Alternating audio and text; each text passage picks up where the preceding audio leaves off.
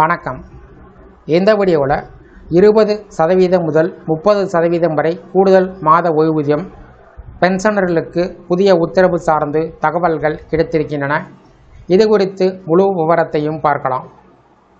மத்திய மற்றும் மாநில அரசு அலுவலகத்தில் பணிபுரியக்கூடிய ஊழியர்கள் மற்றும் முன்னாள் அரசு ஊழியர்கள் ஓய்வூதியர்கள் பயன்பெறும் வகையில் அகவலை நிவாரணம் மாற்றம், அகவலை நிவாரணம், நிலுவைத் தொகை, எட்டாத ஊதிய குழு பற்றிய தகவல்கள், அரசு ஊழியர்கள் ஓய்வூதியர்களுக்கு உயரும் சம்பளம், ஓய்வூதியம் கணக்கீடு பற்றிய அறிவிப்புகள் வெளியிடப்படுவது குறிப்பிடத்தக்கது.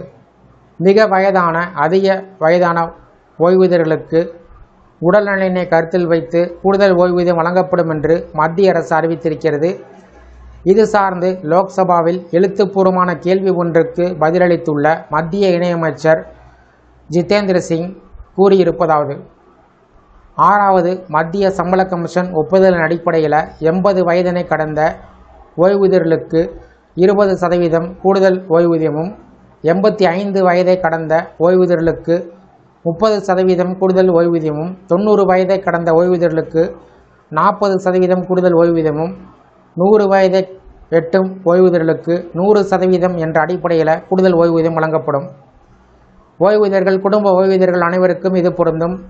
இந்த வயதை எட்டியதும் தானாகவே கூடுதல் பென்ஷனை வங்கிகள் வழங்க துவங்கிவிடும். வயது கூடும்போது அவர்களின் உடல்நிலையை கருத்தில் வைத்து இந்த முடிவுகள் எடுக்கப்பட்டிருக்கிறது. இதற்கான அறிவுரைகளை சம்பந்தப்பட்ட துறைகள் மற்றும் வங்கிகளுக்கு அவ்வப்போது அரசு வழங்கி வருவதாக தெரிவித்திருக்கிறார். இந்த வீடியோ குறித்த உங்களுடைய கருத்துக்களை கமெண்ட் செக்ஷனில் கமெண்ட் பண்ணுங்கள். இந்த வீடியோ பிடிச்சிருந்தா வீடியோக்கு ஒரு லைக் பண்ணுங்கள். இந்த வீடியோவை உங்களுடைய நண்பர்கள் மற்றும் உறவினர்கள் இருக்கும் ஷேர் பண்ணுங்கள். மற்றும் ஒரு பயனுள்ள வீடியோவில் சந்திப்போம். நன்றி.